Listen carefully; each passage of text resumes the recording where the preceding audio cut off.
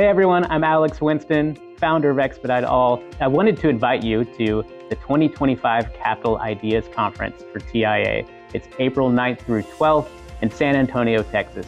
I'll be there speaking on a panel. We're going to talk about how to choose the right carriers for those unusual loads.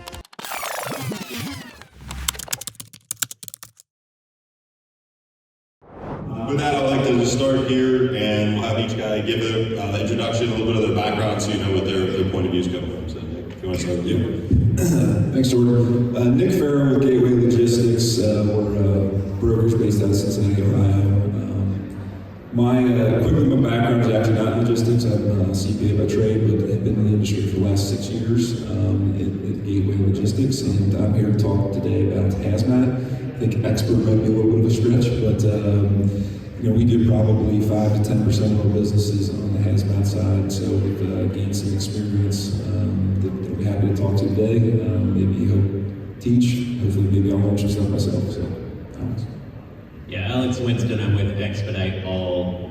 We're in Knoxville, Tennessee, mostly. We've got some other places as well, but I'm out of Knoxville. That's our main office. My background is also not in logistics. I am a recovering lawyer. And so I'm a co-founder of Expedite All, and we do 100% Expedite. We don't do anything that isn't a semi-truck, flatbed, only cargo vans, box trucks, sprinter vans. So 100% of my focus is on Expedite, and I'm very focused on the compliance side. I'm Matt Ziegler. I'm president of ZMAC Transportation. We're out of Racine, Wisconsin. We do almost exclusively flatbed and over-dimensional freight. Been doing it a long time. I look around the conference now and I'm like, how did I become the old guy here? What's going on? It's just amazing, as the years go by, a ton of faces coming out. But happy to be here and very transparent guy, so if you want to know something, just ask me. Yeah, I think all of us up here share the same sentiment that we've been to enough of these things. You hear people talk, and they talk in general terms, it gets super boring. That's not what we're here to do. I think you guys, we got a lot of people with experience out there. So as we get into this, I think you can put questions in here and we can get to them, or by all means, just raise your hand and we can talk about it. So yeah, Hazmat, Expedite, OD, overweight. Back to our old school polling questions here. We'll get into our first topic. We'll get a couple more questions just to gauge the audience. So how confident are you in your current vetting process for specialized carriers? Obviously, it's going to be a little different than your standard shipment. So how many of you are very confident? Somewhat confident? Not confident, I need better tools, processes. I don't have a formal vetting process. Now he's going to vet to that, man. Not with the explorer up here. No way. All right, and last one here, when you stop this one out, what would help you improve your vetting process for specialized carriers the most? First is better access to compliance and safety data. You can answer more than once of these two if you think any of these apply. More reliable carrier networks. Stronger technology and tracking tools. And industry-wide standardization of vetting processes. Okay. So we'll start up here at the panel. The first topic is carrier qualifications and compliance. So just for you guys, thinking about each of your expertise here, what are some key certifications or insurance coverages, credentials that brokers should be really looking at when you're onboarding Hazmat, Oversize, or expedited carriers? Yeah, on the Hazmat side, there's definitely some certifications you got to make sure you have on the carrier side. So I wrote down the PHMSA, a lot to spit out there, but they certify people that are carriers that are able to run Hazmat shipments. So as you're vetting carriers and looking at them, that's one thing you obviously want to make sure that you check before hiring anybody to do a load. I think next is there's insurance requirements that go along with running Hazmat loads, so anywhere from $1 million to $5 million of liability insurance is required, depending on the class or the type of hazardous material you are running. So I think those are the two main check boxes you got to understand before you hire any carrier. And then lastly, drivers, it could be the have to be hazmat certified, also tanker certified. So sometimes those aren't mutually, they're mutually exclusive. So you might need both, but you might only need one. So just got to make sure that you got the right qualifications before you bring those carriers on and send them into your shipper to pick up the product. Quick follow-up that. So how much do customer contracts and their insurance requirements dictate your processes for this, especially with Hazmat? Well, yeah, I mean, it's a great question because you have the regulations, right, of what you have to do, but customers can definitely dictate different things, right? I've seen customer contracts with hazardous materials where it says you have to have $5 million of liability insurance, right? There is no option. So I think that's a great point. You absolutely have to understand what is in your contracts because they're all different, right? And you can put yourself at risk. Obviously, worst case scenario is if you go back and look at these contracts and you don't want to have that oh shit moment where it's like, I didn't realize I needed this. You open yourself up to a lot of liability. So then, also on the Expedite side, I think it's interesting because there's a lot of smaller carriers. They don't fit our normal mold with normal insurance requirements. So how does that impact with you? How do you handle it? Yeah, so on the Expedite side, with certification, regulation, it's actually kind of the complete opposite of what these guys are dealing with. We have most of our loads going in vehicles that are under 10,001 pounds gross vehicle weight rating. And what that means from a regulatory standpoint is they're not governed by the FMCSA, those drivers and carriers, unless they have vehicles that are above that threshold. So we actually have a lot of carriers that don't have certifications or regulations that they have to comply with, right? What does that mean for us? It means we set the standard in our industry for what they have to have. So we don't look to the regulations and say, okay, what do we make sure that these drivers are doing? What do we make sure that these carriers are complying with? We look to ourselves and we say, what do we really want these guys to have and to show us, okay? And so from our standpoint, we kind of set the standard of what we want to see from an insurance standpoint and what we want to see from them when we're vetting them, right? And then what kind of technology they have to comply with in order to be allowed to work with us, right? Because we have to know who they are, where they are, and what they're doing over time in order to feel comfortable, right? And so it's not really a regulatory thing that we deal with. It's more of a internal standards that we have to employ with these folks. And Matt, when you get an OD, obviously I know you have your standards for flatbed carriers, but then it varies off of that based on cargo insurance. But I think as you get into your standards, but also securement is always an interesting one, and trying to vet more the driver as much as the carrier. You can kind of hit on both of those. Well, it's a difficult area because there is no certification for someone to be able to do overdimensional, right? So there's not like, oh, you're a qualified carrier. They accept the freight, and we don't trust, but that's normally kind of what you have to do, right? They don't have certification. So what we do is we almost do more of an interview process when we're onboarding and ask pertinent questions, because that's really the only way you know what they're doing or not. So, hey, when are you going to pick up your escort in Missouri? Well, I don't do an escort in Missouri. Yeah, you do. You're probably not my guy, right? So you go through some of these questions when you're onboarding someone to get them in a place where they qualify for the size freight you have. When you get into the really big stuff, now you got to be careful because the mistakes are costly when you make them. So you want to make sure that you're really getting to know that company and what their history is and what they've done, and not just some guy written an RGM down the road because he thinks he can do it. Really getting in the weeds with them and asking pertinent questions is important. What are some red flags? Like, when you're coaching your people and you're asking those interview questions, like, what are those red flags? You're like, oh no, that's the wrong guy. Well, when they tell me they can be there quicker than I know they can, that's always a big one for me. Because they're going to go, yeah, no, don't worry about it. I'll be there the day before. I'm like, well, you're not my guy. Because you get restricted hours that you can travel.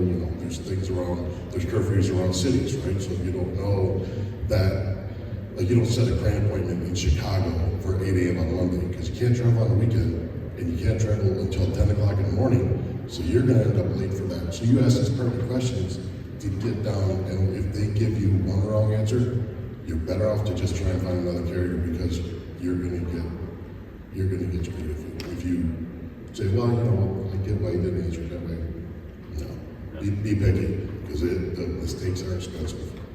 Well, I think too it's super important in that world because some of these jobs are so big that you can't move them for a few weeks because you got to get route surveys, you got to order permits, and all this. Sometimes you need escorts front and back, police escorts, so like all these things, and you get into guys that are telling you, they give you a nice round number. I can do it. I'll do it. Pick it up on Wednesday for $10,000. And like, yeah, You better get more than one. We're not supposed to talk about pricing, but you better get more than one price from different carriers. And there's tools out there where you can quote this stuff, but you have to have multiple options, and you always go with the middle one. Don't use the cheap guy for your bid to your customer. Maybe he's able to do it, and you vet him, and he'll pick it up, and you make more money. But if you don't go with that middle guy, you're going to end up upside down on that project, and it goes quickly in a bad way. and you would think that the customers shipping this product would have understanding of all these things, and some do, a lot don't, and then they're always shocked when you give them the bad news. We tell our new salespeople, by the end of training, you're going to know more than 95% of your customers know about Oversize. So you have to coach them and be an advocate for what we're doing. Let's go next. So what are some red flags on the hazmat side? I don't think it's any different than what Matt was just talking about, right? As you start to talk about, UN numbers or, classifications or the responsibilities that come along with moving some of these products, if you're getting answers that kind of give you pause or hesitation, or if they're too quick to answer, or they just don't sound like they know what they're talking about, those are huge red flags. I mean, we try not to dive too much down the safety rabbit hole from a carrier vetting perspective, but I think with hazmat products and given what you're shipping and the potential liabilities along with accident, just taking a look at some of those things and getting a sense of are these people that know what they're doing and have a good track record in this industry. Okay. Alex, how about Expedite red flags? For us, it's just a lack of openness and transparency would be the main red flag. We have an interview process, right? We talk to the driver. So every single load that we carry, we actually know the driver, not just a carrier company. And we have them in our system, right? And so we know who they are, where they're located all the time. And I think that's, for us, the number one thing is if you're hesitant to let us know where you're located, right? Then we probably don't want to work with you, right? Anyone got any questions, observations, things they want to shout out at this point? Everyone's shy today. I want to mention that, the onboarding automation is great, right? Everyone uses onboarding just now, and it's been a great thing. But in more of a specialized niche, you can't just accept it that, okay, they passed my qualifications and that's all it's going to be. It really is more labor intensive, and you have to really do that one-on-one interaction with the carrier or the driver themselves, because if you just go by, like I said, there's no classification to say he's qualified to do this, and the only way you find out is by talking. Yeah, I mean, there's a world of automation and live loads, dry vans, general commodities. This is not that world. So I think that's a great point to run up there. When you start thinking about like high value, high risk, and back to insurance, and it's not the most sexiest thing to talk about, but it is our biggest exposure as brokers. What are some of the things that you guys are sort of looking out for? Are there options out there for gap coverage that we can do as brokers to help our customers? And so maybe speak into that. So, Alex, you want to start that one? Yeah, so from our standpoint, we actually, like most brokers, we have a contingent cargo policy and contingent auto policy. We also are added as additional insured on every single one of our carriers' policies, right? And so we get that notification if there's any kind of lapse or pending cancellation or something. I wouldn't put people on the spot. You said you're a recovering lawyer. Can you explain to people what that does for you getting that as additional insured? Yeah, so it gives us the ability to be reimbursed if something goes wrong, right? And it also gives us, really the more important thing from our day-to-day perspective is the ability to know when somebody's not covered anymore, right? And to have that notification that driver A in Texas has not paid his premium and is not going to have insurance on X date, right? And so we keep track of those every single day and make sure that if a driver's not covered, we turn them off, right? And then we have minimum standards that they have to meet as far as coverages as well. And then ask our customers to let us know if they have a high value load that's over that minimum standard, right? A lot of our loads are under that, almost all of our loads are under that standard because we're obviously doing small loads. Sure. And that minimum standard for us is $100,000, but we have the ability to add excess coverage when needed, right? So that's where we go with it. How does getting to be an additional insured, how does that affect your vetting process and the time it takes to get set up with you?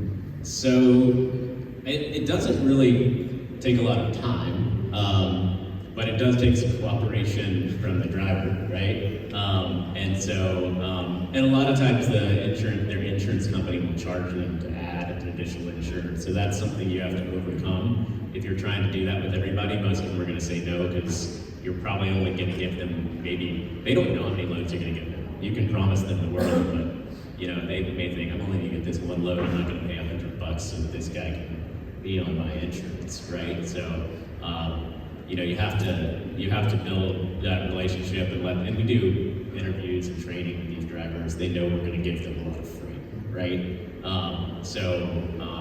That's probably the biggest thing to overcome is to have the driver convinced that, or the carrier convinced that it's worth it to add you, because it is a cost to them. If they did that for every single person who gives them a load, they'd take a huge hit, right? Well, and you can't mistake being at a certificate holder as the same as additional insured. Significantly different. Certificate holder just gets you an updated cert whenever that insurance expires or changes. Additional insured, if I'm not wrong, it also would include that if they get caught up in a lawsuit, that their insurance would cover our legal first at that point, that they would be representing us as well, which is why a lot of carriers are not typically willing to do that. Yeah, so you can get your legal costs covered for sure. Okay. Matt? Question? I actually have a question for you. We're dabbling in heavy haul a bit, and where I started in the business with produce, and they have the PACA, the Blue Book, if you will. The Blue Book has all the rules, by law, has all the shippers, regulatory pieces in there. The heavy haul, and you're talking about permits and escorts. Is there a publication where you can in one place get that information, permits to escort what you need? They can't travel till 10 o'clock in certain states on Monday. There's a fantastic software offering available at this conference that has a tool that you hover over it, and it'll show you the requirements for each of those individual states.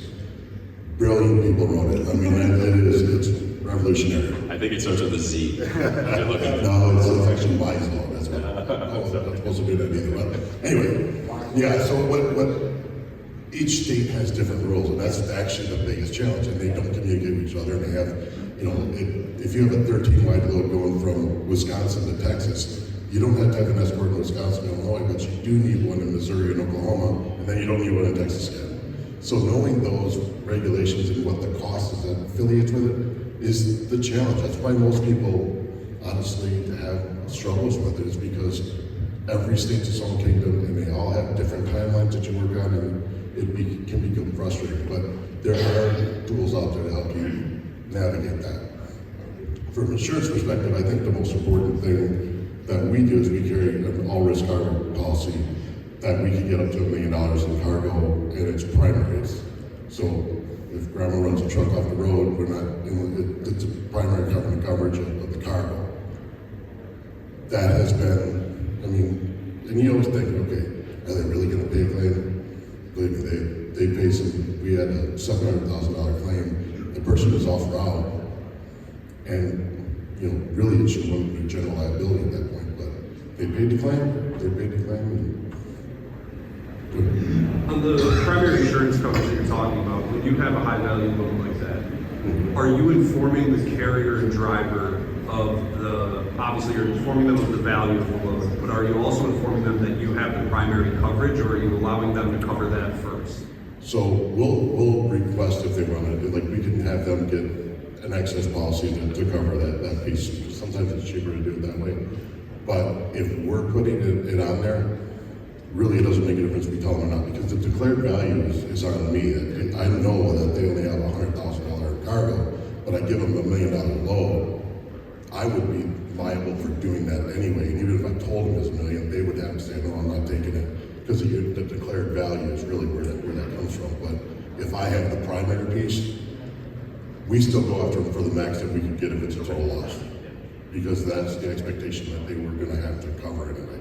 And then our policy will kick in. Do you have any of those situations? Some insurance companies will, if they know that going in, and hey, I've only had 100,000, so you knew I didn't have full coverage, and they actually use it to deny the whole thing. Well, that doesn't work. I mean, they can try it, but you know, my primary coverage, they have good lawyers too. They're not going to just give up that 100,000. You know that you destroyed this thing. You knew that we didn't ask you for additional car insurance. It's a total loss. We've had that situation and we've never had someone, every insurance company denies first, right? They're always denying first. And then you come back and you get to a realistic point and they end up paying, which they should, which my insurance. Matt, in those times when you're doing $1 million load, what the carriers you're using, do they have higher, I'm assuming they have higher limits by nature, or are they? You know, most of them don't carry that higher number anymore because most of your loads aren't high value. So why would they carry that additional cost for all the ones that they're not using high value for? They'd rather get spike insurance or on an individual load basis carry that higher limit. So most of them will just have the standard 100,000. And there are products out there that you can get. There's gap coverage for brokers, but also $1 coverage for brokers. So you don't have to get a policy for everything. You can do it for just as one-off shipment. You pay a one-time premium, charge it back to your customer. We use those products as well. I would say have good process and procedures in place internally, because we've run into situations where the broker's calling me and saying, hey, by the way, we're not doing $1 million loads, but say it's 150,000. This is over the road right now, and I forgot to buy that insurance, right? And so we've learned the hard way. Unfortunately, we haven't had any claims from that, but people forget to do stuff. So the better you can use technology or create processes, internally to make sure there's double checks in place, that once that thing gets loaded, that there's insurance in place. I can't recommend that enough, because people are doing things, they're getting busy, they got a bunch of stuff going on, and oh yeah, I'm going to do that, and then before you know it, they forget that thing's loaded, and it's on the road, and at that point, you're in trouble. There's nothing you can do. Good question, man. Yeah, while we're on insurance, any tips in regards to like exclusions? So like you, Matt, all flatbed heavy haul, had a RGN recently with an OD exclusion. I don't know why you even write an RGN policy with that. And then also like schedule policies and VINs and keeping up on that. So I've had the exclusion where it's overhead damage isn't covered, right? So you get burned on that one once, so you start looking at exclusions. Honestly, a good contingent policy doesn't follow those exclusions. So if you have a good contingent cargo policy, that would cover you for when the exclusion happens. So that's kind of one way to cover it, because you try and look at all the policies and get their exclusions. It's a nightmare. I mean, trying to get all of that detail for each of the carriers you're onboarding, it's very difficult to do. But that's why we cover on the backside, right? So we're covering it with a strong non-following contingent policy. And scheduled vehicle policies, scheduled driver policies are really, really challenging. That's for all freight. You can ask for the policy, you can ask for VIN numbers, and they give you different VIN numbers. I don't know how you go with the scheduled driver policy. So when those things come up, that's, your contingent insurance should be kicking in. So going back to the additional insurance, I'm not a big fan of insurance in general. They say you try to deny, right? But I would imagine that you're hoping to be enlightened that the insurance policy is no longer effective if they make the claim at premium. Have you found that? Does the insurance company?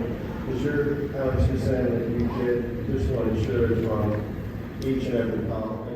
Yeah, so we do get notified if there's any kind of change. We've had guys try to, they'll give us their policy, and then the next day they'll just reduce their limits in order to save money, right? And so we get notification of any of that kind of stuff happening, right? So it does work. Some insurance companies, they only do it by snail mail, unfortunately. And so I mean, expecting the section talk to. Yeah. We actually have an auditing system now with, RMIS is there's a couple of different agencies out there, but it really sucks. There's no accountability. The reality is that we'll give you something on Black Friday, 2 minutes later, get your refunds a month later, and you're completely exposed. Having a good monitoring company is important because those are the ones that, and it should tie into your TMS, so if that changes it all, it disqualifies the carrier in your system, so you can't book them again. So that's what we do. Because it's difficult to get additional insurance on everyone, but the monitoring companies are more likely to get it because they have it for all of the carriers that they're working with, and now all the brokers that they're working with can get notification because the one monitoring company just had to get that one additional insurance. Do you find yourself getting a policy where they have like first line defense? Maybe if they have $1 million rider and protect you in that. You mean for cargo? Yeah, because we're working with McLeod. Yeah. They'll make it active in our system Yeah. once it's alerted. But in the event something gets active, they're riding dirty, they're the monitoring company. So there is, I'm just trying to make sure there's not another dot to cross in this nasty. That's why we all have these conditions, right? That's like that little, like they update every night in the system. So during that day, technically, they could have canceled and I wouldn't know until tomorrow. But that's why I don't know how you never avoid something like that. There's these small little areas. You get your own insurance to cover those gaps in case they happen. And realize that's something you should sell to your customers. Why should you work with a broker? Well, we do have this extra layer to protect you in this case here. So, shippers don't typically have that sort of insurance. And I think we're making insurance look sexy right now. That's all. It's an engagement. So you're right. You got it. That's not what we're doing. Well, I think that kind of leads into this next part too. There's legal and financial risk that comes up with all these things. And yes, sometimes as a broker, if you don't have a contract with the shipper, there are ways to skirt it, but obviously they're going to destroy that relationship. Other times the contract says it does fall back on us. So it's going to think about it, how do we mitigate some risk? I got some different thoughts for each of your categories, but in the Hazmat world, we have like pollution coverage and things of that nature. How do you guys, and maybe even share if you have a horror story. We all learn from our failures, so if you have anything to talk about them. Yeah, so when I first started at Gateway, we had a truck, we had a hazmat load truck turnover, and we dealt with that for 2 years. Fortunately, there was no pollution, aspect to that claim. But there's, what's the plan in place if there is an accident? Does the carrier, have a good process to kind of mitigate those instances? Really understanding what it is you're actually, transporting. What class is it? What are the SDS sheet that you get? What comes along with that? So, a lot of it too is just you got to understand your insurance policy. You got to understand the process you go through. So, when we were going through that, a lot of it was just we didn't know what we didn't know, right? We didn't know that there was a formal claim process you had to go through to notify the carrier. We got in some unfortunately bad spots where we almost missed windows where we would have been completely out of luck. But I think understanding what insurance you have, which is step one, which over my 6 years, I'm still trying to figure it out. There's so many nuances to it. Understanding what is required by the carrier by law, and understanding what's required by you and the carrier for your customer, right?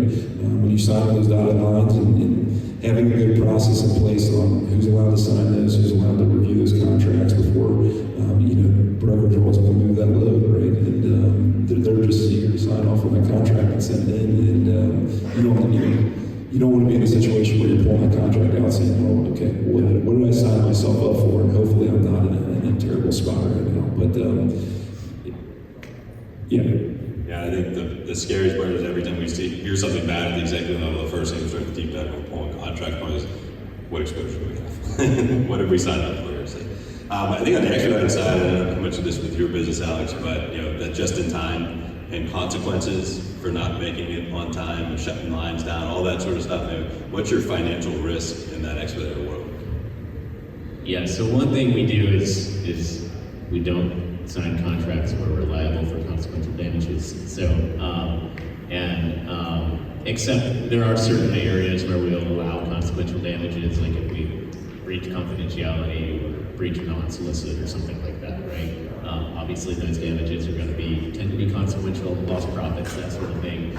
But as far as timing a load, I mean, one way to protect yourself is to make sure that you're never going to be able to be held liable for a load being late, as far as the business results of that load being late. So, if you're late on the load and it shuts down the F-150 plant in Michigan, right? Obviously, they're pumping out a new F-150 every 50 seconds, right? And that's a lot of money that they're losing. So you don't want to be liable for any kind of consequential damages related to a delay on the load. Is one way you can protect yourself. And so as you're looking at contracts, and maybe some of you do, maybe you have a lawyer for that, I hope you do, you want to make sure that you understand what the damage provisions are doing, and you don't want to find that out after somebody threatens a lawsuit, right? You want to know on the front end, what am I actually signing up for, and not get too excited of, oh, we're signing this great customer, let's just sign them and start doing work. Because if something goes wrong, you could be opening yourself up to a whole lot of liability that you weren't expecting. What about in situations where, it's a lot of money, but not crazy amounts of money, and some of these things up front, and I'll see with some of our brokers where they want to deduct them for being late. And so my first question is, did you put it on the rate card? Did you negotiate with them on the front end? Did they know this is the risk they're signing up for? So how often do you guys have that where there is a fine that you're going to incur to just take the load, say it's $500? Do you always put that in front of the carriers before they're accepting the load, or is that something you guys will absorb as business decisions? Yeah, I mean, you have to consider it case by case regardless of what your contract says, right? And so, our contracts with our drivers are pretty specific about them being responsible for everything, right? But if you've got a guy you've worked with for a long time, and maybe you're even partially responsible for the problem, bad communication or something, you have to take all of that into account. So even though I am a recovering lawyer, I don't point to a contract and say, well, it says this, so you have to do this, right? We try to be reasonable, right? As reasonable as lawyers can be. Sure. I think it comes back down to obviously relationships you're going to have to carriers. Matt, I'm thinking more to some of these high-value shipments, and I know some of these things are harder to steal than others, but there's things that are high-theft commodities as well. Do you guys, in addition to insurance, how do your protocol with your operations team, for one of the things I think of off the bat is if a load's picking up on Friday, it better be going more than 1,000 miles. That thing's always moving. You're not sitting in a yard somewhere. Do you guys have an extra protocol in place for high-value, high-theft commodities? We don't. I mean, how are they going to steal something that has to go around with a crate, right? They end up stealing the whole truck. We only had that happen once, so we don't really have a lot of theft. But where we get into most issues and why you can't run this stuff at these really thin margins, because yes, you're not legally liable for the consequential damages. But if you want to keep that customer and you're late for a crane, you better be prepared to pay for that crane charge, right? And if you're lifting something 100,000 pounds, anywhere of consequence, it's an expensive crane. For some reason, cranes always get paid. I don't get paid when my truck is sitting there, but those crane guys always get paid. So, we really are particular about that. And yes, you have to, but if you communicate with your carrier, you can mitigate a lot of that risk, because they understand the consequence of not being there in time to, again, be positioned for successful. You were talking about I was talking earlier about the Monday morning crane appointment, right? You have to know as a logistics provider that you are not putting that carrier in a position for success, because you should know that they can't make it. So if my salesperson sets up a stupid crane appointment like that and the customer doesn't know, they're like, oh yeah, you're going to be at 8 o'clock on Monday. Well, you're not, because unless you're there on Friday parked on site, and then you're going to pay detention for that truck sitting the whole weekend. So putting them in a position to be successful mitigates a lot of that risk, but knowing the rules helps you mitigate that risk. Good. Slight pivot, look at carrier sourcing. I think there's a lot of tools. We'll see them all out here at the show here for truckload shipments, and LTL is obviously out there where you can easily source trucks. What kind of tools are out there, or tactics, I guess, does your team use when sourcing specialized carriers, especially like on new projects when you go do procurement, you don't know exactly what to use? Yeah, I mean, obviously we hope that we've developed some carrier base we can go back and lean on.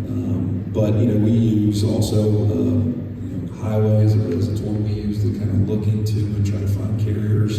The old DAT posted and try to, talk to carriers, like I said, go through the interview process, see who might be legitimate, see who's out there, see who might be interested. All those different methods, but it's ultimately comes down to having that conversation, right? Is this going to be a carrier that knows what they're doing, right? Is going to do a good job, and you can grow a relationship with. So, I think a lot of our brokers do, especially on new projects we might not have carrier capacity, they're going out to the load boards and they're posting, they're taking those phone calls, not just, hey, I've got somebody, let me book them, but let's start talking through, here's what we got going on, here's the requirements, is this stuff you guys do? Really going through more of an interview process to figure out if this is somebody that's going to be able to take care of these shipments for us long term, because, ultimately, contract, no contract, you have a customer, you understand there's going to be a certain expectation that comes along with that, right? In these specialized spaces, it could be, more risk, more value associated with these shipments. And so you want to do business with somebody that's going to, represent you well and represent the customer well. And so, the cheapest rate kind of mentality isn't typically the way to go. You want somebody that, you can pay fairly and you can develop a relationship over, any market cycle, whether we're up or whether we're down, that you guys can be mutually beneficial. So Matt, I know obviously you have a lot of relationship with OD carriers now, but let's go back a while back, before you had all that, what were kind of your strategies to build up that network? Well, I mean, that was a long time ago. I think they were... We recognize you as a young man, so don't worry about it. Honestly, it's the biggest barrier to entry for brokers in the specialized market is carrier selection. Because they're like, okay, fine, I got a price book, what am I going to use? And then this guy might have a step deck, but does he have a double drop? And should I call him? And now if you call him too many times on something where he doesn't have that type of equipment, they get frustrated and they won't help you out at all. So really knowing that the carrier equipment is one of the most important things, right?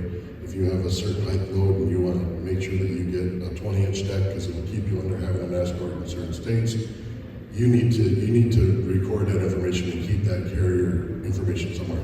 Now there is a brilliant new tool out there where you can hit carriers, recommended carriers, and it'll show you recommended carriers that have that type of equipment. Is that No, it's called Wisely. We missed the rebranded message. But really what it's about is knowing the type of equipment that will work with the load, right? So say that you have a 20-foot long piece, 8 foot wide, 8 foot high. Well, that technically you can go on a flatbed. That's what everyone will put in their TMS is flatbed or step deck. But it could go on an RGM, extendable RGM. And if those guys are looking for return freight, they are more than happy to take your partial flatbed load, probably for less than the guy on a flatbed will do it. So, it's maximizing those unique equipment types against the freight that you have. Instead of using the trailer that's in the TMS, use any trailer that would work and you'll find more capacity that way.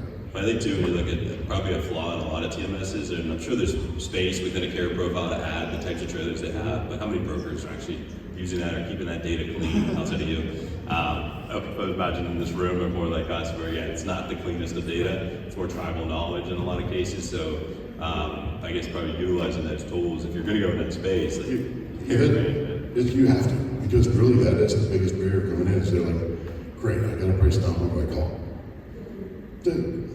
It's the challenge. Now, I'm not inviting everyone in just based on I've been in for a long time. Create my own competition. But I'm a believer that a rising tide floats all boats, and I'd rather have people doing it the right way so we can compete on service rather than doing it the wrong way. And the whole customer experience gets messed up by people that don't understand how to do this type of freight.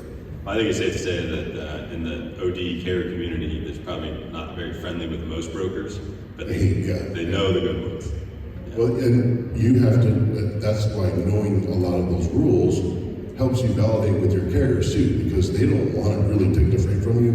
But if you're having a legitimate conversation about the rules that you're going to experience in those individual states, it validates you as someone being an advocate for that carrier. And then you start to develop partnerships with carriers. and you build that trust, but a lot of them don't know what they're doing. So Alex, in the Expedite world, the different platforms that you guys use, out, you're not using necessarily DAT or truck software that some truckload guys do. Is there other things you guys use?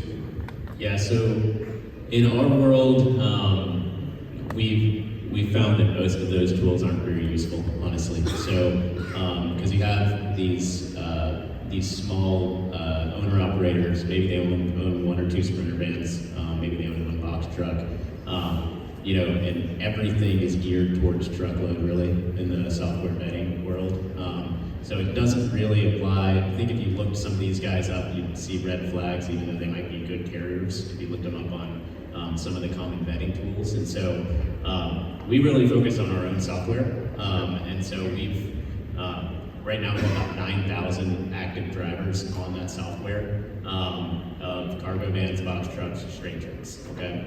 And that's just the active ones. We've obviously vetted a lot more of those that didn't work out, right? And so, but what our software allows us to do is understand those drivers and their business and their location all the time. So one of the keys is I'm going to get in that individual driver's phone and turn on location services, right? So I know where he is. And so, but we spend a lot of time and effort recruiting drivers and making sure that they're passing kind of our standards and willing to do the things we ask them to do. So, I've got about 9,000 of them now, and I'm trying to add more. But we can't use the traditional vetting tools just because they don't tell us the information they're looking for, right? You have any experience with Selectus? You guys ever used that? I've never used it. I know what it is, but I've never used it. Yeah, that's a tool. I know our guys, we don't do a ton of Expedite, but if you're in a pinch, you need to get it out quickly, and you need some results. But the vetting side of it is where our guys get tripped up because they're used to vetting truckload carriers, and then a lot of these guys look quote unquote bad compared to them. So. All right, so kind of final question, unless anyone else has any, but I think as we've talked and we've hit on a little bit here in this world, there's a balance between service and cost. And the race to the bottom is not as important in this world, but customers, as always, especially in volatile markets, are very cost conscious, and they do want a good rate. So how does your team, while working with your customers, really kind of educate them on that you've done your due diligence, you've vetted these carriers, this is the price, or how do you present that information back to them to show that we didn't just go get one rate and just give it to you, like, here, we're an expert on this, but ultimately we don't want to go with the cheapest guy because this is high value or specialized in freight. Yeah, I think kind of like Matt was saying on the carrier side, right? You can show by the questions you're asking, the way you talk, that you're an expert in that area. I think it's the same way with your customers, right? Educating them sometimes because they don't know exactly what's going on, or at least the nuance. So being able to explain to them that, hey, I know what I'm doing. I've been here, I've done that. We have experience. These are the carriers we're working with, and this is kind of where the market's at. Versus just, hey, here's my rate. Let me know if I win, kind of thing. So I think sometimes it's just like I think you said it earlier, right? Not everybody's super educated on what they're shipping all the time and what goes into that. So I think that's the biggest thing for us, and it doesn't always work. But when they know they're shipping something that has a big financial risk, has a big liability risk, they want to do business with people that know what they're doing because more than likely they've been burned in the past by taking the cheapest rate, going with somebody that doesn't have that experience, and it's probably cost them time, money, financial resources. So I think that does go a long way. It doesn't always, it's not always the all be all. You do have to be competitive, and in volatile markets, it's definitely a tough balance of trying to win freight, but also treat your carriers, fairly, because you want them to come back, right? If you beat those people down to the bottom dollar in the short term, they're not going to want to do business with you long term. Or when the market turns, it's going to be the other way around. Yeah, and I guess if you want to add on to that, Alex, but also we also know brokers are blitzing customers looking for new freight, and you get people just undercutting pricing, and how when you're having this conversation with a customer to educate them that that rate is obviously just too low. So, and who are you working with without kind of throwing your competition under the bus? Well, I think a lot of people, I think probably shippers as well as brokers, have started to understand that a rate that looks too good to be true is probably a problem, right?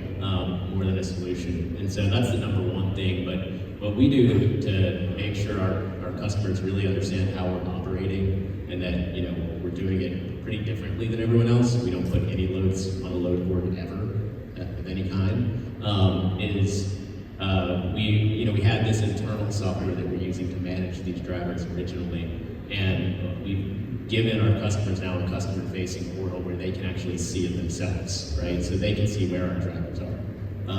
And they know, okay, these guys legitimately are where they say they are. They can track through our app, and they can see that we have, you know, a lot of people competing for their load. Basically, they're all vetted and willing to give us their location all the time and working with us repeatedly. And they can see all of that in our app. And so really, we rely on, and I think Matt does the same thing, we rely on the software that we built to help convince our customers that we know what we're doing, right?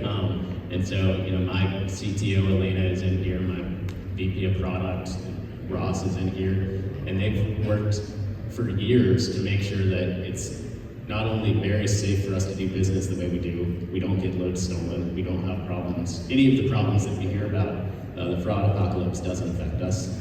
And one of the big reasons for that is those two people, right? And now they've developed something that our customers can see that before they even decide to do business with us.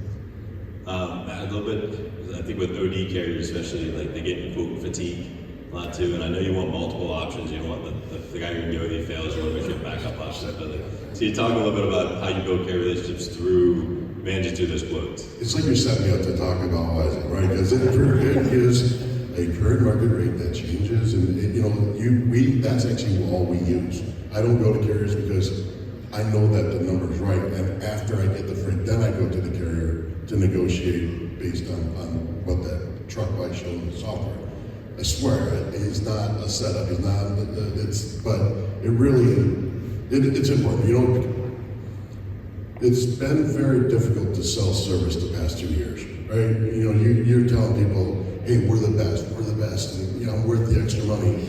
But when so many people are trying to get in there and bid against you and work that price down, you gotta be smart about what goes into that cost. And I'll give you an example. So we have a customer and they're like, hey, this guy he's $2,000 lower than me. And I'm like, well, we have 1,800 in just for the escorts.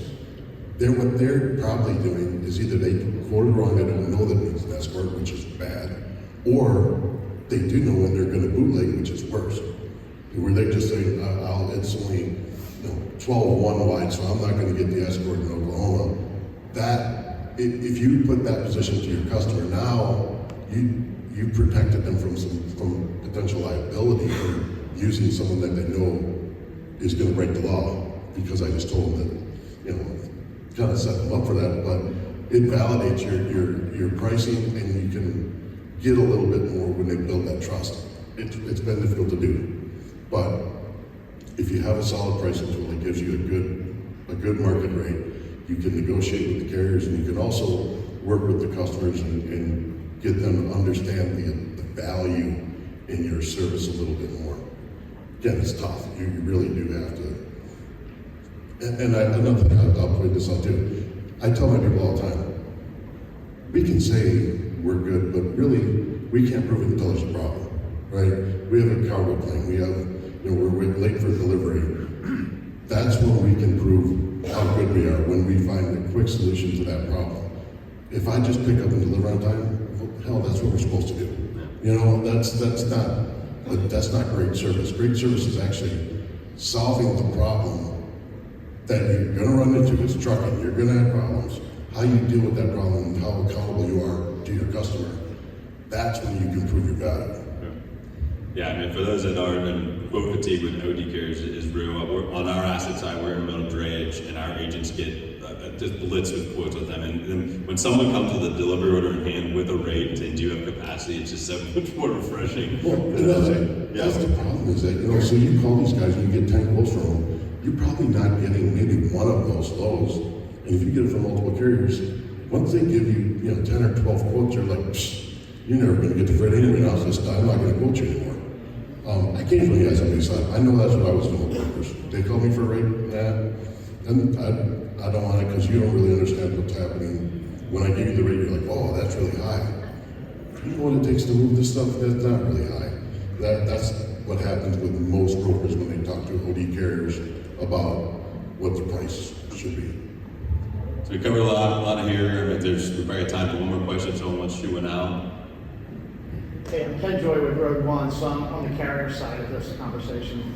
I'm going to start with Alex real quick. My certificate of insurance provides $1 million in liability. It's a hazmat class as I haul. FMCSA only requires $1 million. So, hey, now you get a worker carrier contract that states the following hazmat and $5 million. I don't adjust that in the contract. You got my COI with $1 million. Legally, what happens? Legally, you're in breach of contract, but Well, it doesn't matter because I redline that every time. So. yeah, legally you're in breach of contract.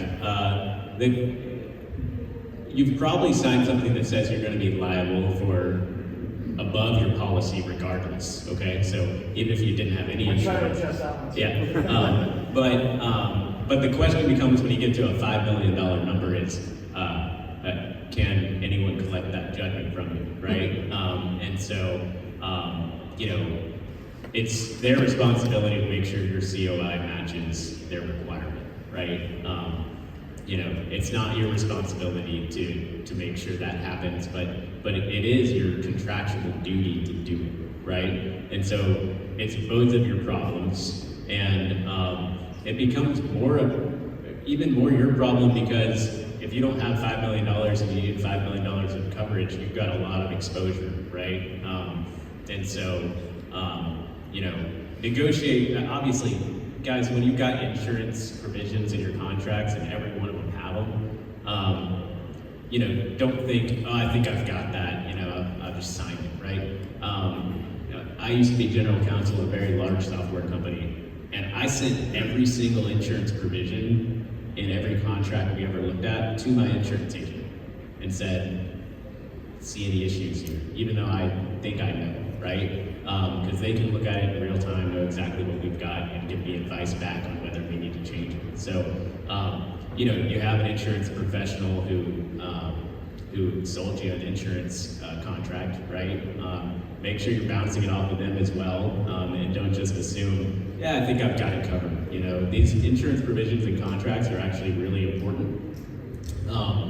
I've seen cases where somebody committed to a contract, did not have the proper insurance, and this is not in logistics, but had to continue to pay that contract even though the person would not do business with them because they didn't have the proper insurance. So they signed up to pay, $2,000 or $3,000 a month for 3 years and had to just continue paying it even though the other side refused to do business with them because of the lack of proper insurance, and they couldn't obtain that insurance, unfortunately. So make sure you're paying attention to your insurance provisions so they don't come back to bite you. Well, I think too, and when you're working with these type of carriers, be prepared for some more red lines, because I think it's not your truckload carrier. You say we don't accept red lines, and we're just not going to work with you. Like all of these types of carriers are going to want to protect their side of it. And I think to be fair, if you're trying to build a relationship, those are conversations you have. Again, I have the same thing all the time on a red line, different stuff in these BCAs, and you get the standard, oh, we're just not going to work. And while capacity is loose, you can play that game. When it flips, you can't. And it's just try to do what's right, what's fair. Make sure you have the right people at your company to negotiate those things. But I think at the end of the day, we all know on the logistics side, our BCAs are much more leaning towards protecting us. But there's things we can negotiate on to make it fair for both sides. If anybody ever says they won't do red lines at all, then they already don't think very much of you and what you're offering them. So, Well, the good thing about the onboarding systems is you get a lot less red lines on the contract when you're doing the automated onboarding. With the onboarding systems, there's a bunch of them there. You get a lot less people messing with your contract and redlining on if you go through that than the normal procedure that you used to do. So onboarding through one of those companies, you get a lot less red lines. But with that being said, if somebody agrees to that highway platform in 2 minutes, they didn't read the contract. So they are They signed it. breach the contract. They signed it though. no. So that's, They're in breach of contract. yes. It won't matter until something goes wrong. So it's noon. I want to thank you guys. This has been really good. I want to thank the crowd too. too for the questions and made it interesting for us as well. So no, I appreciate it. It has a great show.